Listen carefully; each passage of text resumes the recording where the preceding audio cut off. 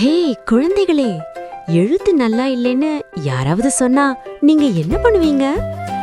இந்த பெங்கோ பென்குவின் ஸ்கூல்ல ரொம்ப நல்ல பையன். ஆனா அவனோட எழுத்து ரொம்ப தெளிவா இல்ல.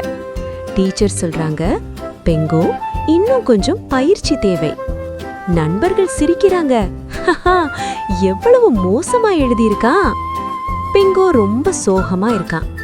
அப்பா பென்குயின் மெதுவா சொல்றாரு, டா பெங்கோ, மத்தவங்க கிண்டல் பண்றத காதுல வாங்காத.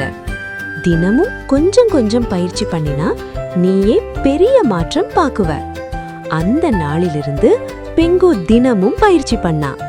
நேர்கோடு, வளைவு, எழுத்துகள். நண்பர்கள் கிண்டல் பண்ணினாலும் பெங்கோ நிற்காம பயிற்சி படர்ந்தான். சில நாட்கள் கழிச்சு டீச்சர் நோட்டை பார்த்து சொல்றாங்க, வாவ் பெங்கோ, உன் எழுத்து ரொம்ப அருமை. நண்பர்கள் எல்லாரும் கை தட்டுறாங்க. நோட்ல அழகா எழுதியிருக்குது, பயிற்சியே வெற்றி. குழந்தைகளே, வலி இல்லாமல் வெற்றி இல்லை.